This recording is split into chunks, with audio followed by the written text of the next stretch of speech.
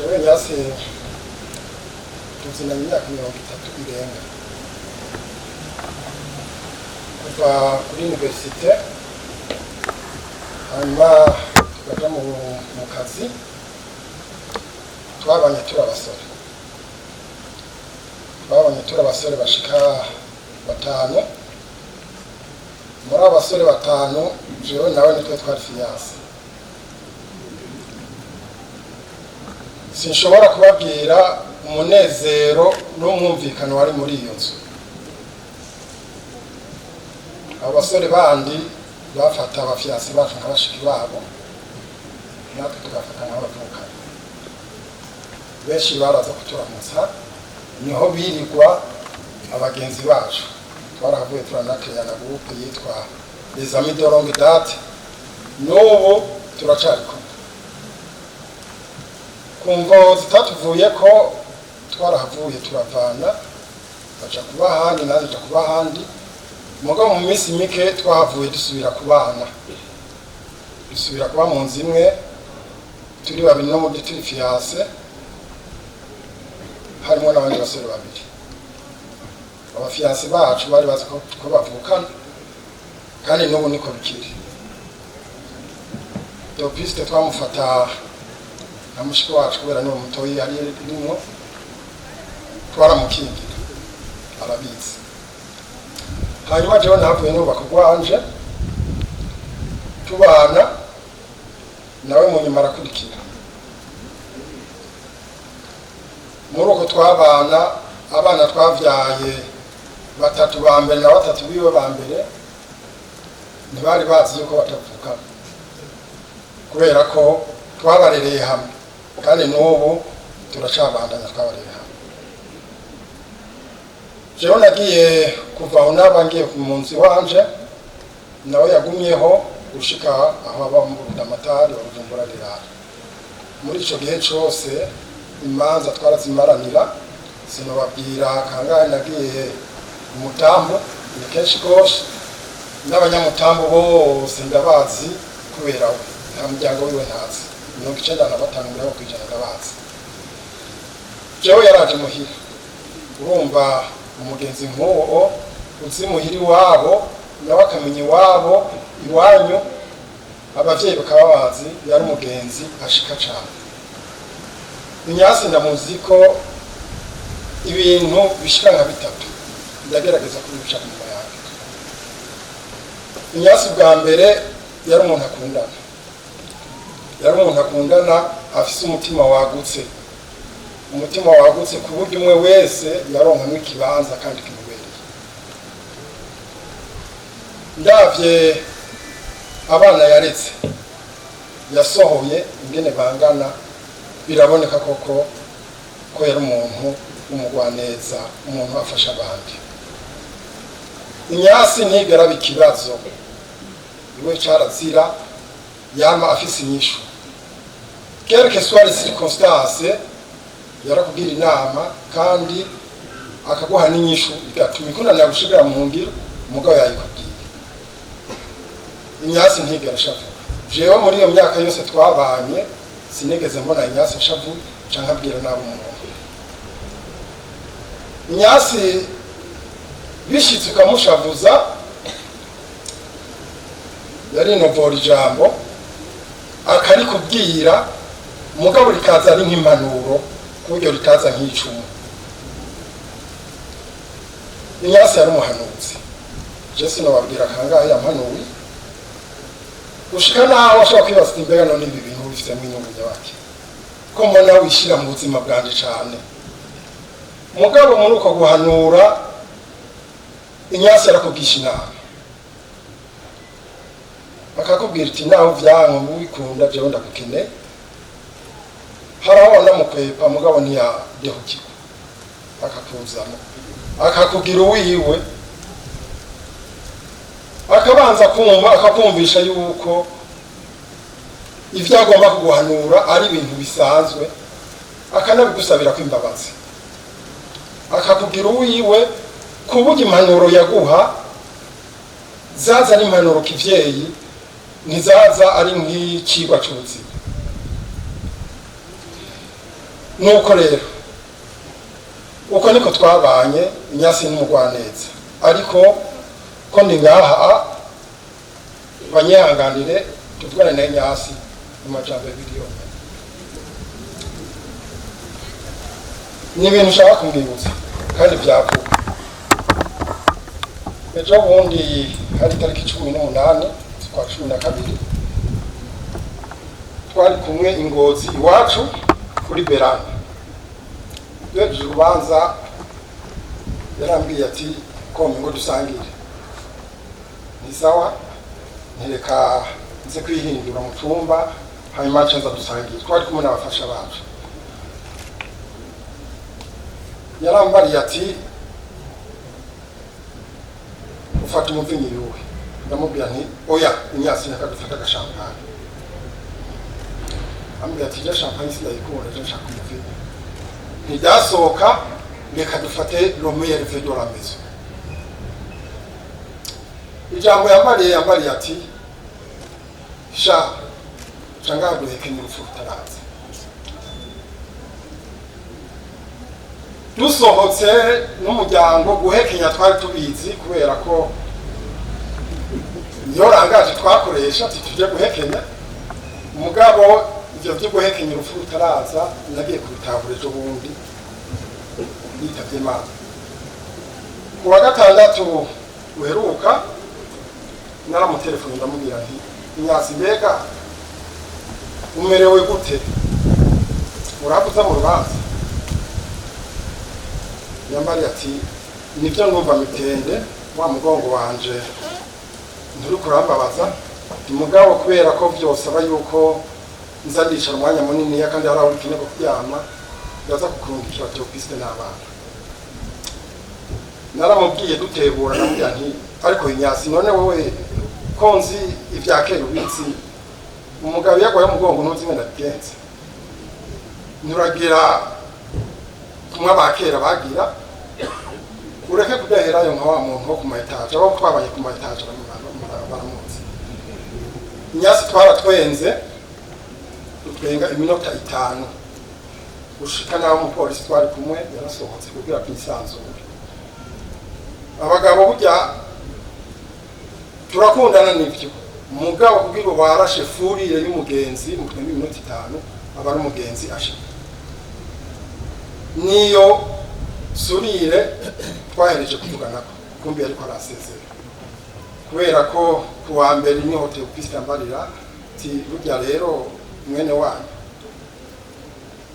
takugwa nayo Theopiste sinabwumva yihuye kandi twaje tuvugana uko ndabwira ubundi mugenzi nti umugenzi yari Jean Chiza Bonheur wa Bebe ni wa mugenzi wacu amagarara mukize mu minota 30 baciye batubwira ati karabana Inyasi rero kugenda amahoro urupfu rugutwaye ntiruzotubuza gukundana nabusitse ntiruzokwibagiza umunezero n'ubuzima twabayemo cyane cyane ko ubwo buzima urabugizemo uruhara urabutwubakira Theopiste amenye yuko turi kumwe nawe n'umuryango wiwe nivyo ntituzohaba ahari mugabo arabizi yuko we nawe n'umuryango wacu yose turabavuka murakoze kandi mukore kwihangane kubera ko nakoresha umwanya ego murakoze ko makanya abanyakubaho mwese mumwe wese mwiteka Imana yamuhaye tugire Kristo nta byinshi biriho byo kuvuga kuri Bunyakwigendera kuko ivyo twomuvuga ko byose ni vyiza jewe rero ngaha muserukira bene igihugu b'Umutambu no kuzina ryanje nyene ntaye no shinga nuko Bunyakwigendera ata muntu y'Umutambu bari bafitaniye ikibazo na kimwe kiretse abamuhezagira ku vyiza yagenda arakora n'umuntu yafasha abantu kenshi n'umuntu yakwigora iyo hari manza akaduga agashigikira abafise imanza Umutambu n'umuntu mu vy'iterambere yafasha tumuri yakara ari gikorwa kana kadufise yabo wa mbere mu kwitabira ico gikorwa kandi n'umuntu by'ukuri yakunda ruguru ku gasozi ama weekend akaduga kuramutsa umuryango abene igihugu. Yari umuntu rero w'intungane.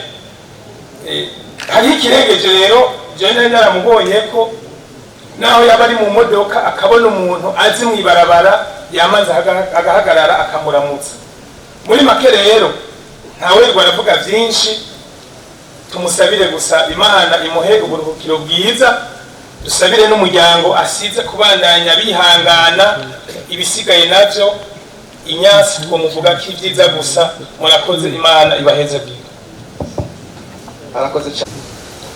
Ku munsi nk'uyu amajambo arabura, ariko kandi kuba Kristo turemeshwa kandi tugahumurizwa nuko tuzosubira kubonana mu ijuru, aho Yesu Kristo yagiye kudutegurira ibibanza nk'uko umusaserdoti w'umukama yabitwibukije mu mvuka y'imisa tuvuyemo yo gusabira uyu muvyeyi Imana yegereje.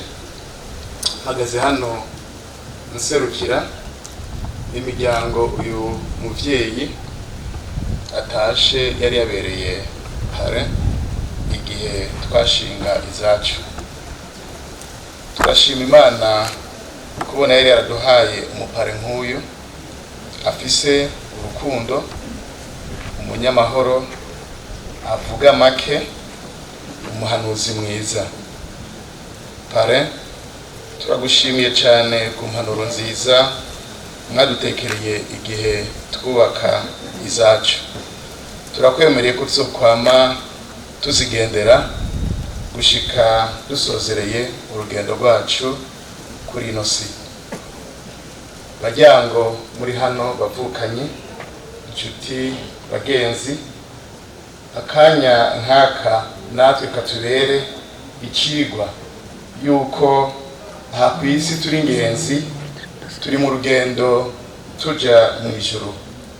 Gupfa si bibi, ikibi no kurangiza nabi. Turashimiye uyu muvyeyi ko yatweretse akarorero keza dukwiye kumwigirako, natwe bitubere akaryo keza ko kwisuzuma dutunganye ibitameze neza. Twame twibuka yuko tutazi umunsi canke isaha yo kuva mu mubiri, gutyo twame twiteguye gusanganira umukama wacu Yesu Kristo igihe cyose yoturengutsa mu bwami bwiwe. Nimuze tubeho nk'abagira bapfe mu kanya.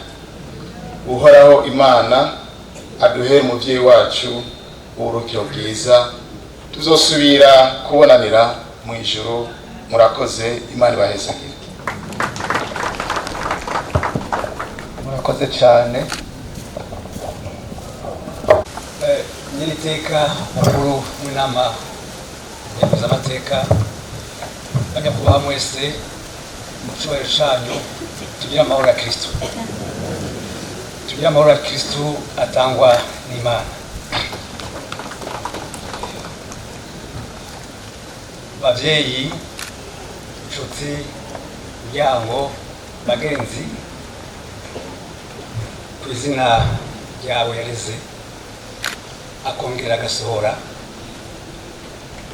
nashaka namenyeshe yuko igenekerezo rya 10 ukwezi kwa mbere mwaka w'ibihumbi 2020 wabaye umunsi na kabiri, wabaye umunsi watuvunye imitima kubo yareze n'abasohoye, ariko twarabyifashemo neza.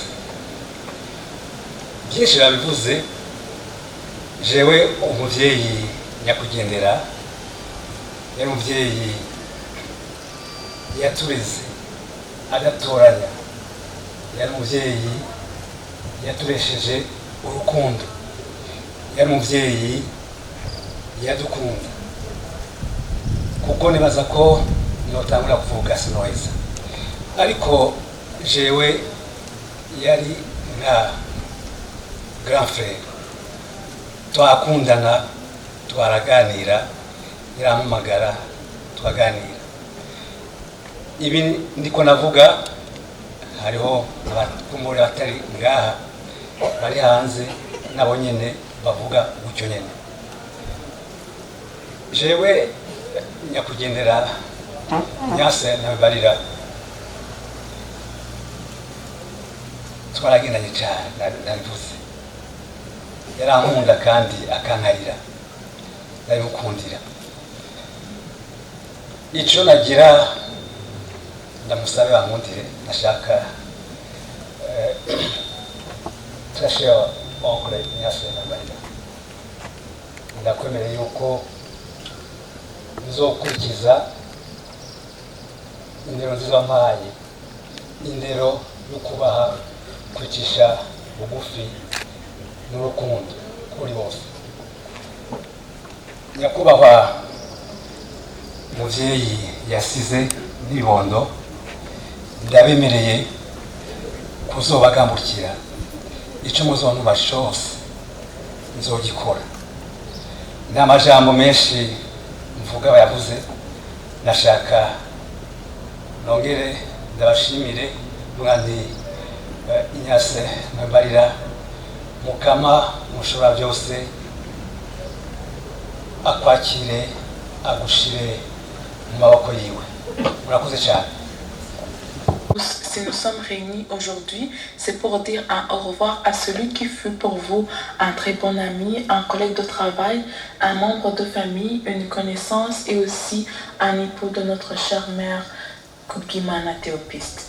Juste avant de continuer, j'aimerais présenter mes sincères excuses au nom de moi-même, Elsie Edna Iteriteka, aînée de la famille de Nyase Ntambarira et Kubgimana Théopiste, ainsi qu'au nom de mes deux sœurs qui sont avec moi ici au Canada, de ne pas être présentes en raison de la pandémie que nous faisons face, qu'est la COVID-19. Les mots ne seraient pas suffisants pour décrire comment était notre père. Notre papa était un homme qui avait foi en Dieu, exceptionnel, aimant, très attentif à son entourage et surtout à nous, ses enfants et à sa chère femme. Pour la plupart qui ont eu la chance de le connaître ou de discuter avec lui, c'était un homme très travailleur, plein de sagesse, toujours aidant, donnant de bons conseils face à une situation donnée. Il a su nous donner une bonne éducation, nous préparer à tant de choses de la vie, aux côtés de notre chère mère. Il est et restera notre modèle dans notre vie et nous sommes fiers d'être leurs enfants. Papa, tu nous avais préparé à tant de choses, y compris ton départ. Dire que tu vas pas nous manquer, ce serait mentir. Nos appels, messages au quotidien et surtout nos sorties ensemble en famille seront à jamais gravés dans nos cœurs. Ta famille était importante à tes yeux. Veille bien sur nous de là-haut et protège notre famille avec l'aide de Dieu qui restera plus que tout unie. Nous honorerons ta mémoire en suivant tes pas et de ce que tu nous as laissé. Nous prendrons bien soin de maman ainsi que de nous-mêmes. Je tiens à prendre l'occasion de remercier à toutes les personnes présentes lors de cette journée, cette cérémonie. Vous avez exprimé à votre mesure toute votre affection, votre respect à notre Père et nous vous remercions sincèrement. Nous n'oublions pas aussi les personnes qui n'ont pas pu se déplacer. Certains nous ont téléphoné et même nous ont écrit.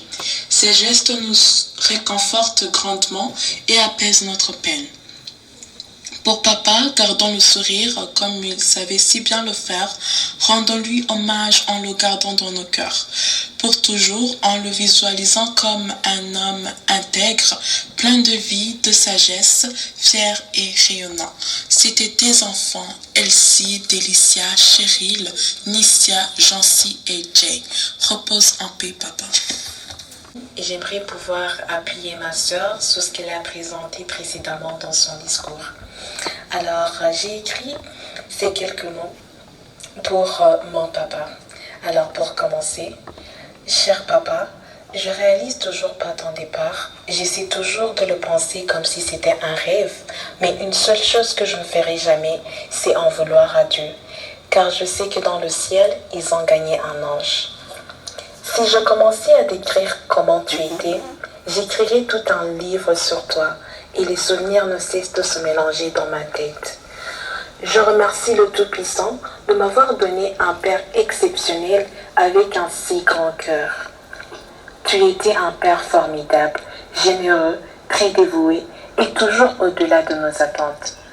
Autant nous dire que tu nous aimes, tu nous le montrais toujours avec des actes à chaque étape de notre vie, que ce soit petit ou grand.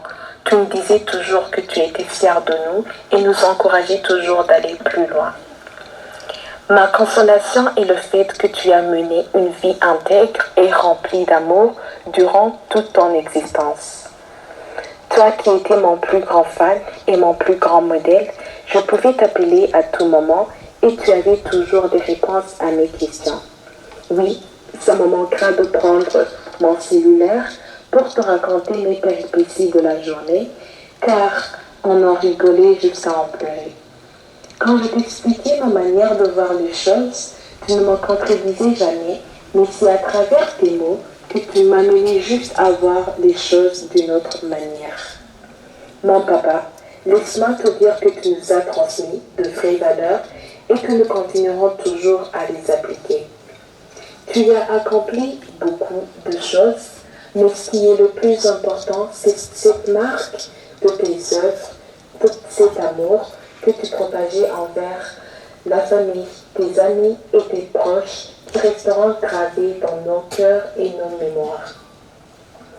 Merci d'avoir choisi une femme belle, charmante, courageuse, intelligente, forte qui est ma mère.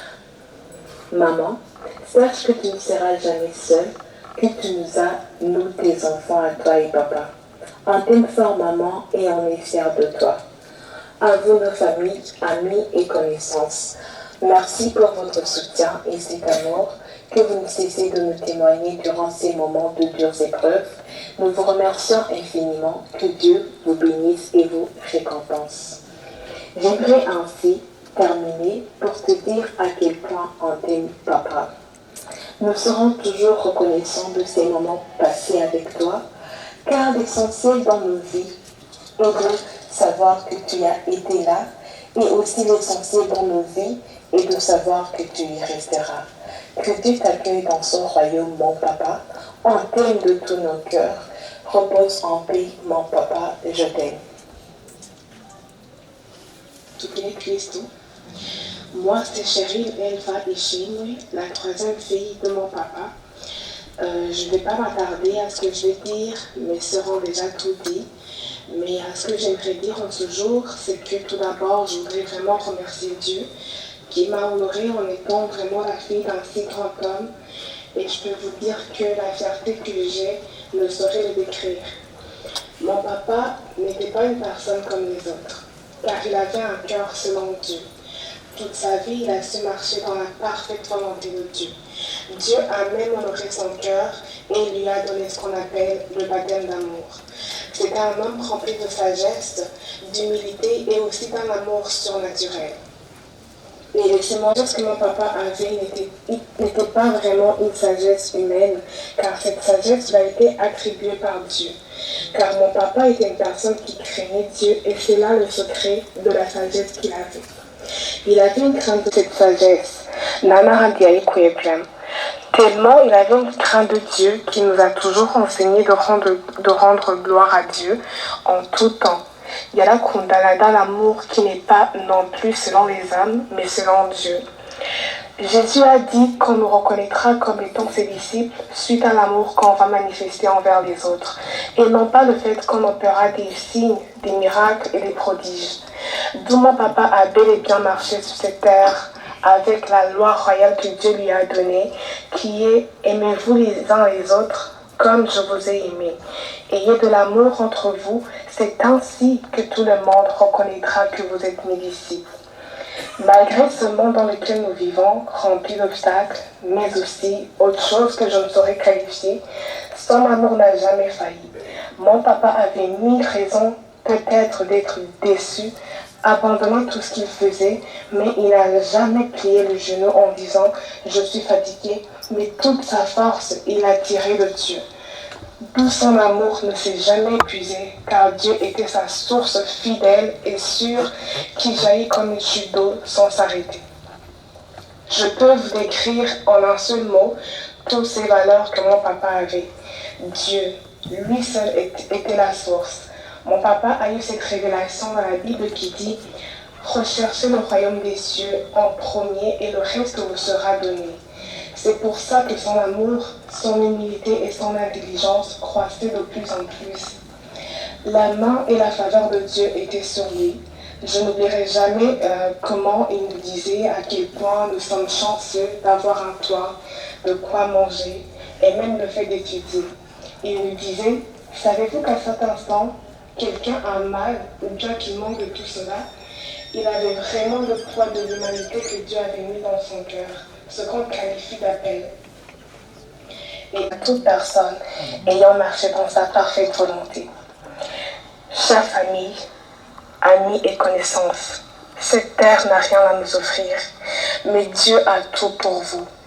Il n'a même pas hésité à donner son propre fils pour vous. Vous savez, j'ai eu vraiment la chance de prier avec mon papa dans ces derniers jours et aussi lui présenter cette bonne nouvelle qui est Jésus-Christ. Il l'a accueilli. Jésus-Christ veut vous connaître et il vous aime plus que tout au monde. Et si on se dit qu'on ne le mérite pas, Dieu lui dit qu'on le mérite. Car oui, c'est la grâce de Dieu et la grâce de Dieu a abondé. Sachez une chose, tout n'est que grâce et Dieu veut bien vous bénir chacun d'entre vous et vous aime plus que vous-même vous ne l'imaginez. Et la vie, vous savez, ne s'arrête pas sur cette terre, elle continue. Mais Jésus-Christ, lui seul, est le seul chemin. Je voudrais terminer par ces deux versets que mon papa a mis sur mon cœur avant qu'il ne parte. Le premier verset se trouve dans 1 Colossiens 3,13 qui dit « Supportez-vous les uns les autres, et si l'un de vous a quelque chose à reprocher à un autre, pardonnez-vous mutuellement. Le Seigneur vous a pardonné, vous aussi pardonnez-vous, mais de la même manière. » Et le deuxième verset se trouve dans 1 Corinthiens 13,7 qui dit « L'amour excuse, croit, espère et supporte tout. » Je vous remercie et repose en paix mon cher papa, je t'aime beaucoup. Zona Ignace Ntabimbarira ashike ngaha kugira ngo ashikirize akajambo kiwe.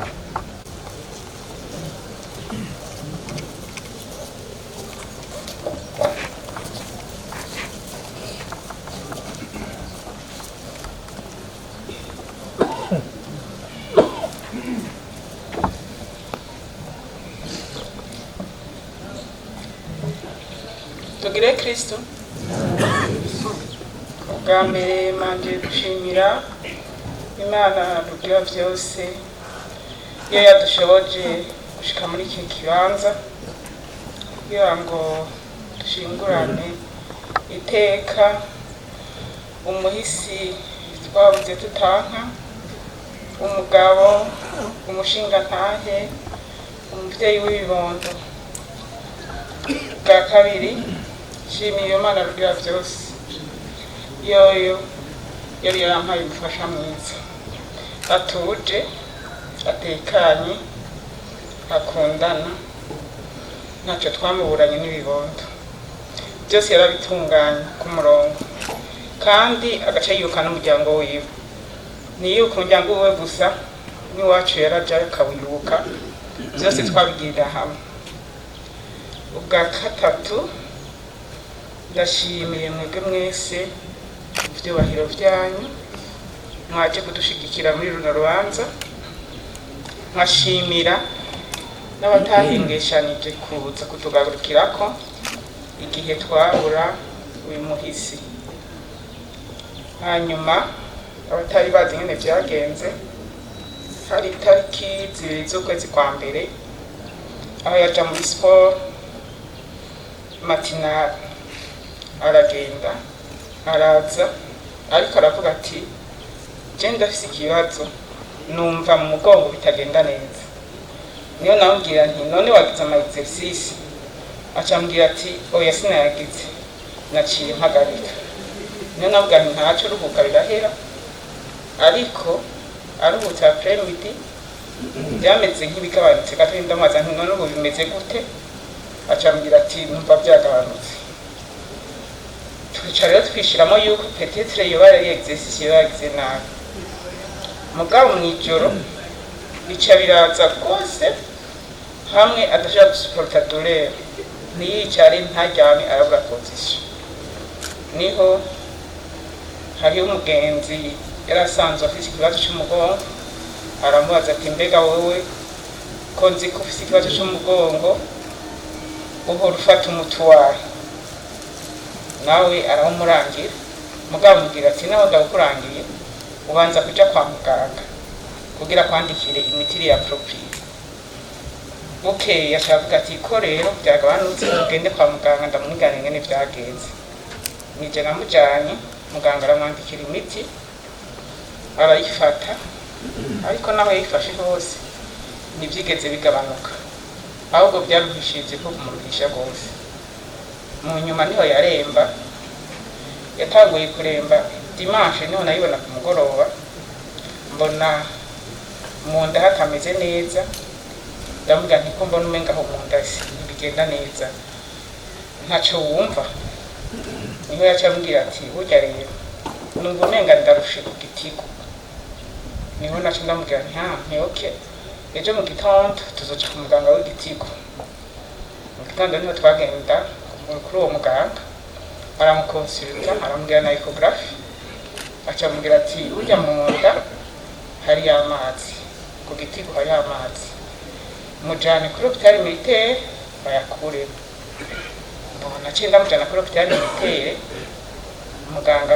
mbere no kumukonsultira mu modoka imbere ko amujana mu bitaro amushikanye amazi baragerageza kugira bayakuremo isashe ya mbere irakunda iya kabiri ntibyakunze mu nyuma burya bakigerageza niyo yamuhamagara arambwira ati burya rero iby'iwawe iby'iwanje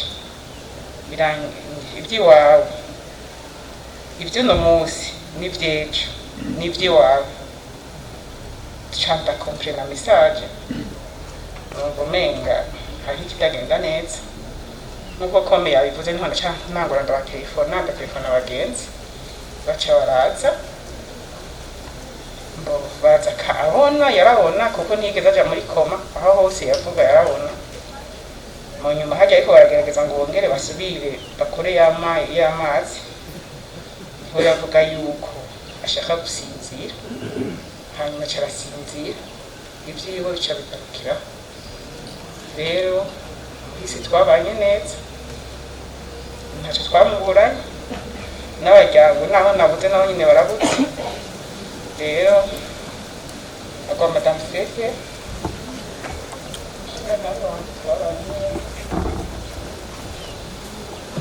ubuzima budahera kuko nakaya dusigaranye iragi ryiza rijanye no gusenga bidukekeranya kuri kumwe na Yesu Kristo mu ijuru udusabire twebwe abawe dusigaye ngaha murakoze murakoze cyane mwumvise ko intara ari nyinshi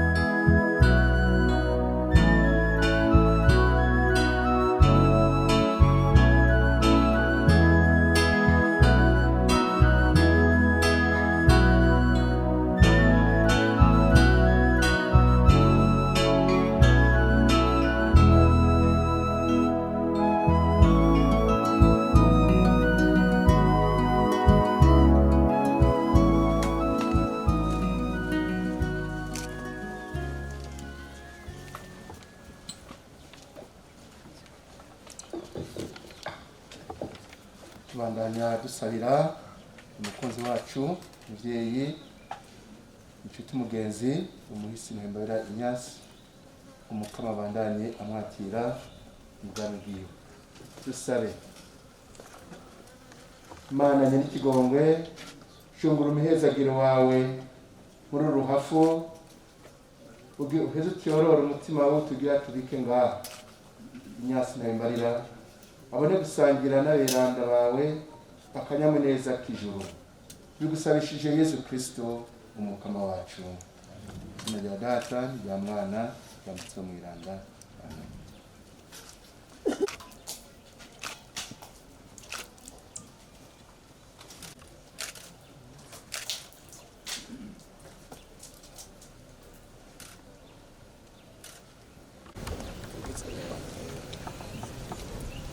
Inyasi ntabwo umushinga nawe wanjye twaragendanye n'ubu turi kumwe nawe ngo tuguherekeze kandi tukwereke ko tutatandukanye uzokwamana natwe ibyo twakoranye ibyo twayaze ibyo bizokwama bidufasha gukomeza ubumwe budacika nawe mukama Yesu ni wowe tweza akamaso muri iki gihe turazi kuri iwacu tukaba bawe nuze dusangire umubabaro uheze uturemeshe nk'uko waremesheje abo mwagenda mukiri ku isi turazi ko umutima uremesha umuntu mu gihe cy'urupfu ari wowe utanga turazi kandi kwizigira iteka biteye ko bapfuye ngaha ku isi ari wowe uyitanga dufashe rero ntiducibwe intege n'urupfu ku wacu aje iwawe ahubwo turonse ubutwari bw'umutima n'ingoga zo kurangurana ibikorwa byose umutima utikunda.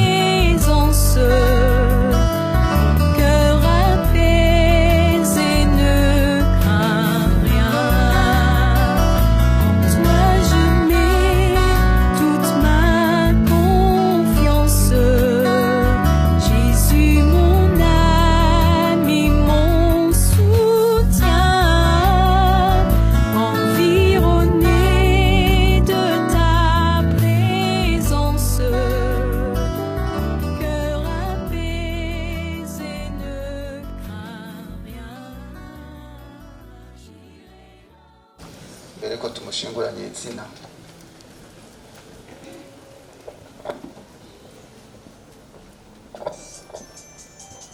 Murakoze, barashobora gusubira mu bibanza vyanyu. Ubajejwe protocole ko yogenda ku ruhande hajya haruguru hariho abo muri protokole bahari kugira ngo bandikishe amashurwe yabo nihagera.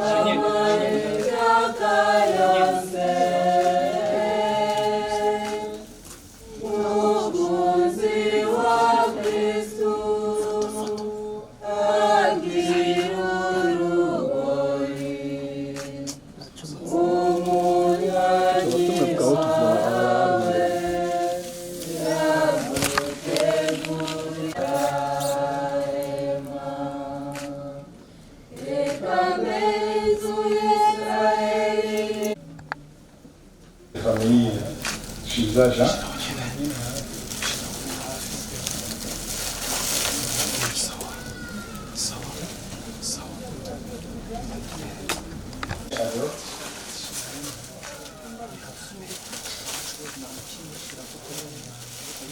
Hanyuma hakurikiye famille ya Sole Pierre.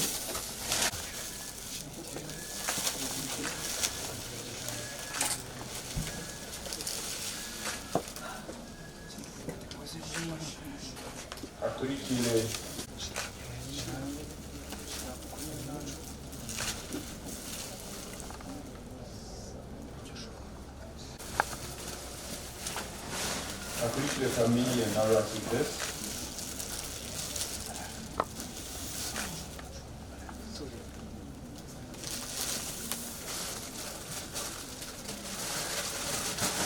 Hakurikiye famille Ndaworoheye Rachel.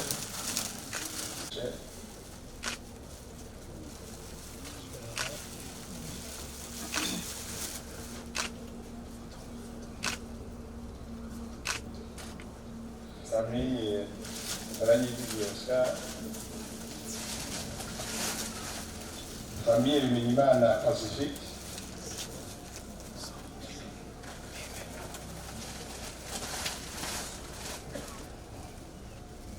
Bagami.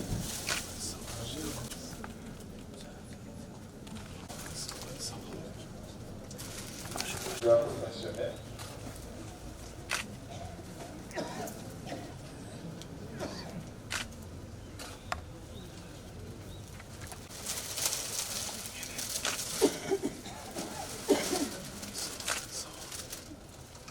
abaserukiye umuryango abatari ingozi ikibazo baramufata.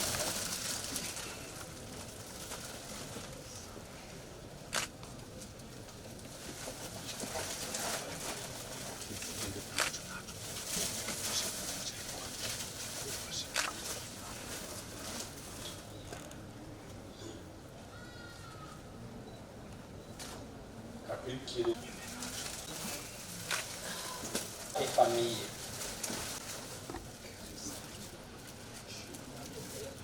Hanyuma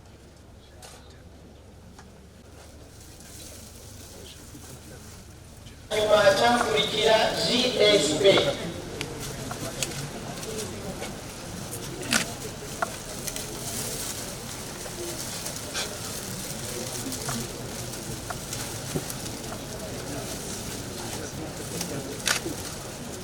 Hanyuma hacakurikira famille muryango.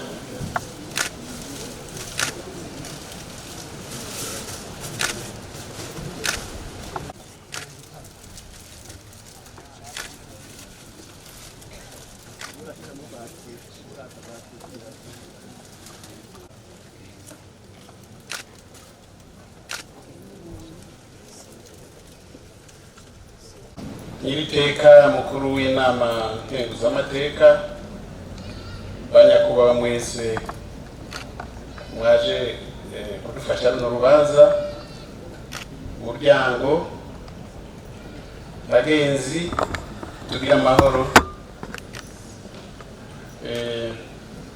Mpagurutse ku izina ry'umuryango kugira ngo ndabashikirize ijambo ryo gushima. Mugabo ijambo ry'uno munsi sinobabesha ryangoye. Mbega padiri ari hehe? Abasaseredoti nababonye hariya, pasitori ari hano. Nta kuntu naho mwambwiye ngo tuzobonana na ntawe mbarira Inyasi twaje gushingura, nta kuntu mwobwira runo rupfu rukazarurirwa inyuma gato y'umuryango wacu. Biragoye. Aha mbere yo kubashimira nagira ndababwira akantu gatonyi gusa kerekeranye n'uyu twaje gushingura. Sindabarambira, ni gatoyi gusa. Ntahutse mvuye mu buhungiro mu mwaka w'2022 hari mu kwezi kwa mbere, yari kumwe na mutoyi wanje Honorable Laurent Ndabaneze, baza kunyakira ku kibuga c'indege bazanye n'abantu barenga 300. Dushitse muhira baranterekera, uraba umunsi mukuru, hanyuma ndabihereranya ku kagoroba.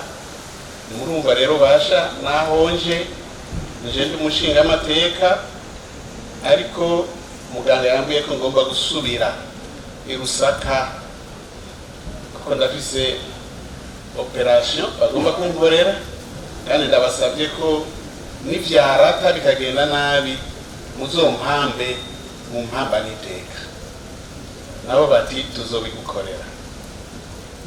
Umwaka uheze nk'aya mango niho twaza gufuba mutoyi wanje Ndabaneze Laurent, kandi urwo rubanza uwarutunganya n'umugenzi we cyane, bamana imisi yose bakorana byose, ni Inyasi Ntawembarira. No musi naho nongeye kuza kuvuga ijambo rya Inyasi Ntawembarira, navuze n'irya Laurent, bamwe nabwira yuko aribo bazomfuba. Urumva ko bingora cyane mu mutima muno musi. Mugabo dusubiye inyuma, uyu tubuze yari umunyabwenge cyane. Uyu tubuze yari afise ubwitonzi, amahoro n'urukundo birengeye. Ndibuka mu kwezi kwa gatandatu maze amezi 4 ndi mu nama nshingamateka, niho muri presidence mu biro bikuru by'umukuru w'igihugu bantumako bati duha izina ry'umuntu agomba kubabura amatari b'intara ya Bujumbura. Je ndababwira nti ngiye kwicara n'abandi turabe. Turicara ndasubirayo, twabonye ari ntawe mbarira Inyasi. Nabo bati oya, burya twabikubwira gutyo, dushaka tugukure mu budepite uhereze icyo kibanza ubundi ube bura amatari. Nanjye ndababwira nti mwibeshe cyane, Inyasi ntawe mbarira no babikwiye, kuko andusha ubwitonzi, andusha kuraba ibintu neza, andusha kuvugisha abantu. Jewe iyo mvuze ndashavura, jewe sinzi kurindira, ariko barabishoboye. Icyo gihe intara yari mu bihe bigoye by'intambara yari ikiremye hajya mu ntara yacu, byari bigoye, twari duciyemo kabiri. Reka ndabivuga uko biri, abatutsi haruguru muri komine Mugongo na Mukiki, ayandi makomine abahutu badashobora kumvikana, badashobora kugenderana. Hanyuma none ababwira nti ivyo ndivyo bivyanje, byo bivya Inyasi. Batoya turaguha uburyo bwose bushobotse, niba ari amafaranga arahari, niba ari imodoka zirahari, ari kugenda ubikore. Ntabyo nshoboye, uwo nabwiye n'uwo nyene niwe abishoboye. Bati nta kibazo. Niho rero kumugira bura amatari w'intara. Aratangura akazi, araduga imitumba n'amaguru. Ariko ndibuka igihe nari mubwira, iyo imirite yiwe afise yari yambwiye ngo nzokubwira. Barinze kumubwira gatatu kose, aje kuvyemera, arakora.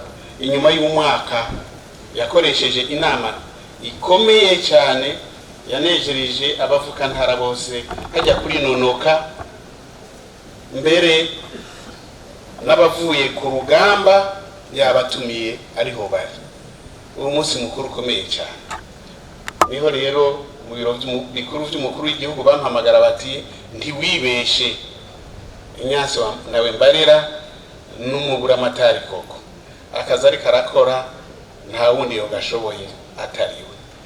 Nguyu umuntu rero tuje gushingura hano.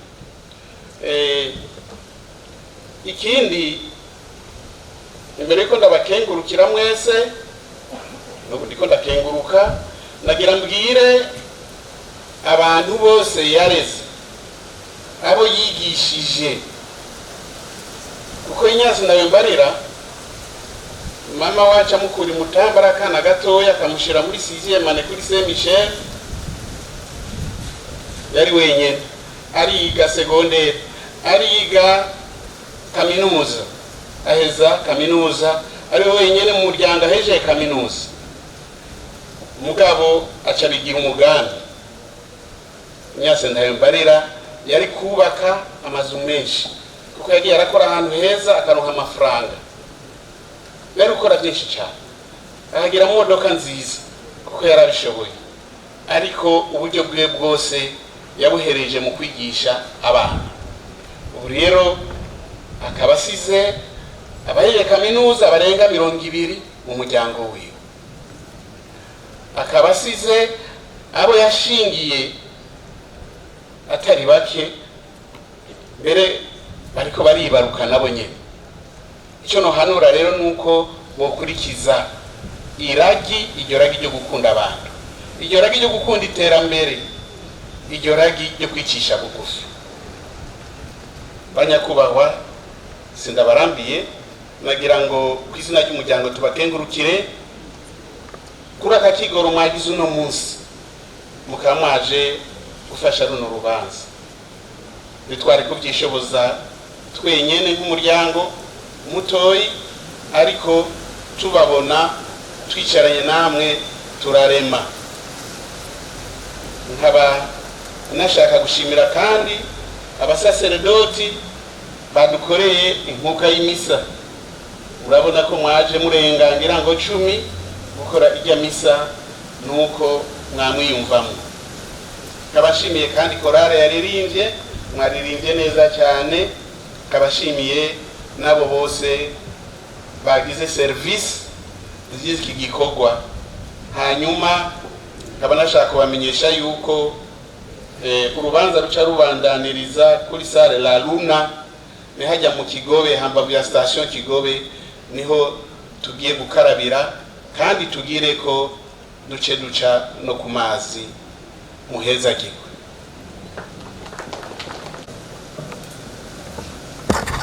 Cher Ignace, partez en paix. Tu as été pour la famille un héros. Tu as été pour le pays un bâtisseur de l'unité, un bâtisseur de la paix. Merci beaucoup. Que Dieu t'accueille auprès de lui. Priez pour nous. Je sais que tu es là parce que le jour, à l'heure même où tu as rendu l'âme, je t'ai regardé, tu dormais. Je suis sûr et certain que tu es au ciel. Merci Ignace. Umukama adufashe asozere igikorwa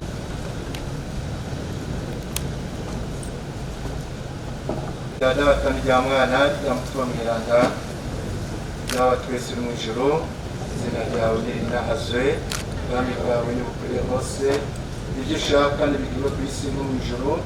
Uduhe ibyo kurya bidukwiye uyu munsi, uturekurire ibicumuro byacu nuko natwe turekurira abatugiriye nabi, ntudutererane imitosho nabi, nyamara udukize akabi. Amen. Yawe muvyeyi mweranda, twandukengurukira kuri ingabire waduhaye kambaye mu gihugu cyacu, mu muryango, mu magenzi n'ababanyi, uduheje gushimura ngaha Ignace Ndambarira. Bandanye rero mutwakirira, natwe dukoze mu mutima wo gukunda, wo kwitwararika ineza. Bora n'umukama Imana mushobora byose, yo Data, Umwana, Mutima mweranda, ibahezagire, yongere bakomeze.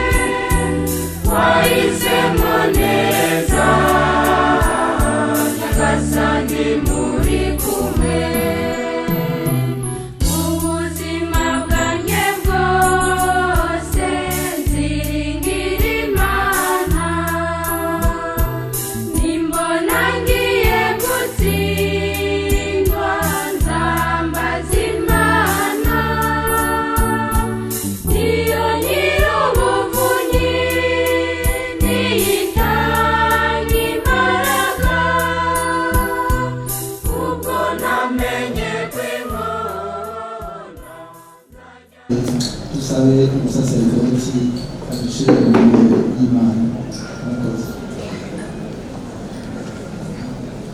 Amen.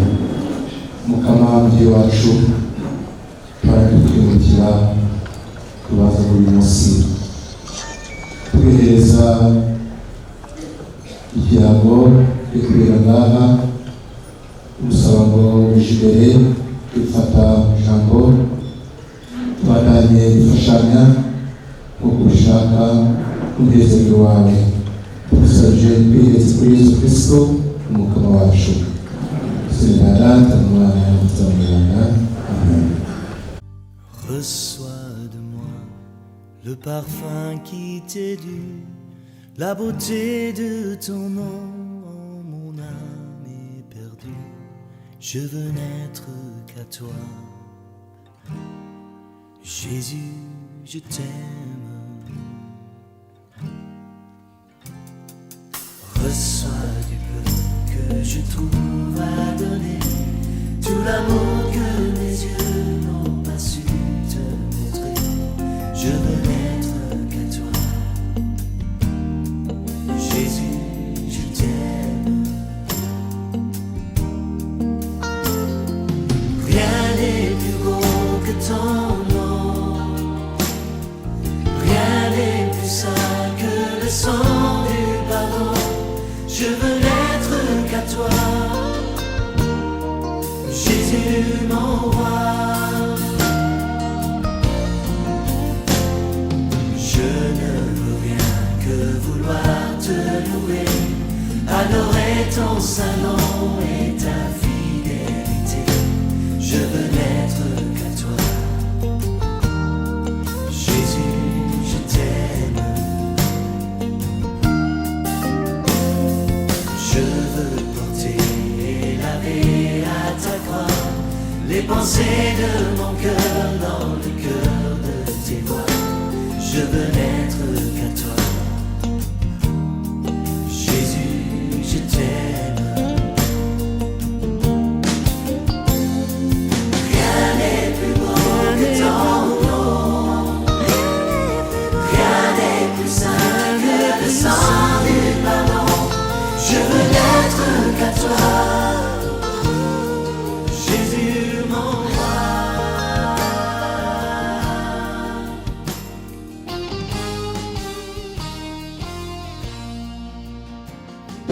Tuwasabe igore agabati akajambo kushika nawe sekirwa.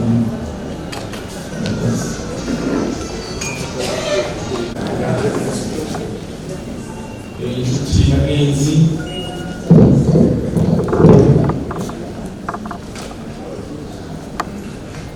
muka ku rubanza tuvuye tubagahora gutyo mwadufashije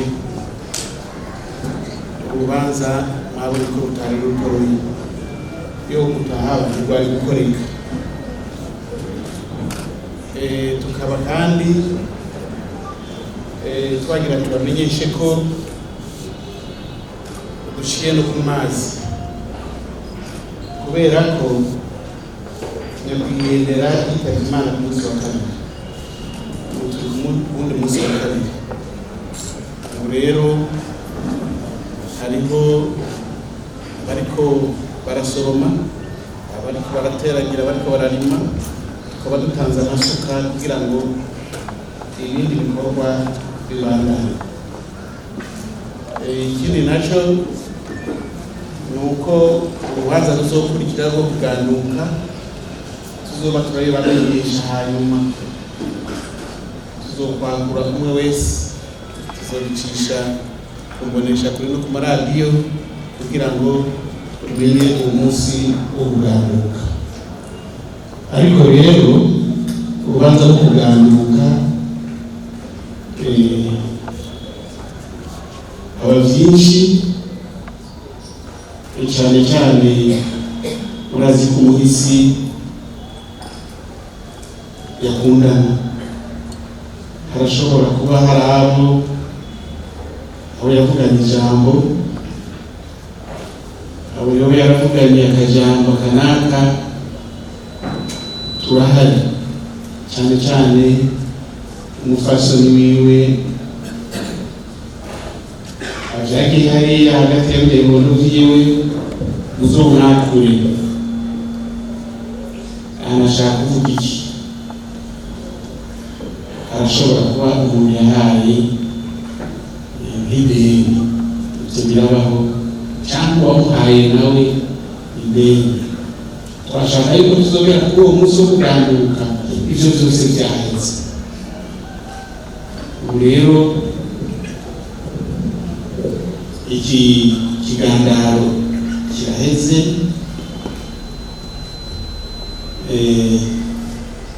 ariko wazanye umubira nawe utahane. Nasaba abo muri serivisi yuko baha inkoko kuko umubira urazwa ari nawe usubiza inyuma, baha inkoko bashire hano imbere cyangwa bazungurushe mushiremo tugira amahoro.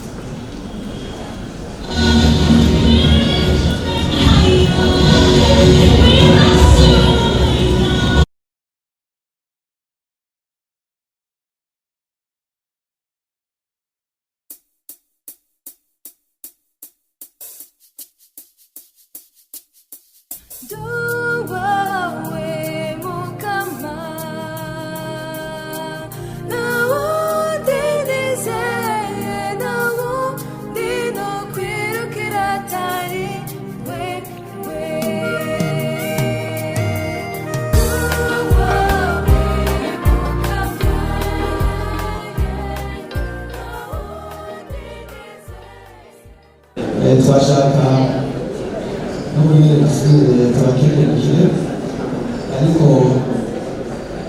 dusabe n'umusaseredoti w'umukama dusabire umunezero w'Imana kugira abakozi.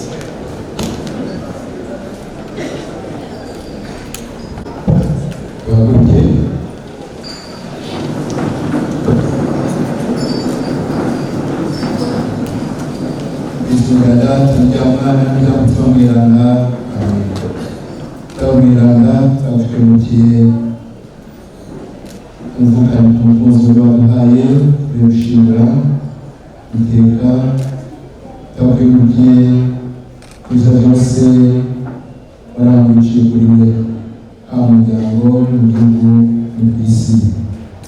None twagusabye ngo uherekeze inzego wawe, inzego wawe uherekeze umubyeyi n'umuntu usize imiryango yacu yose, abana bose, maze ukomezemo umutima wo gukora neza, umutima w'urukundo, umutima w'amahoro n'akanyamuneza.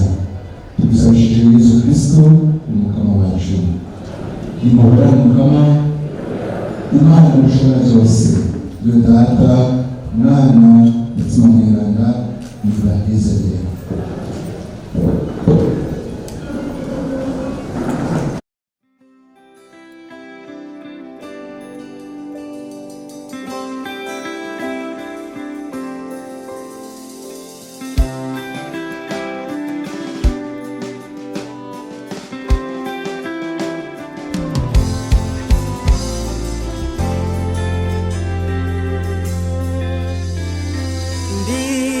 Ndizera yuko umunsi umwe nzaba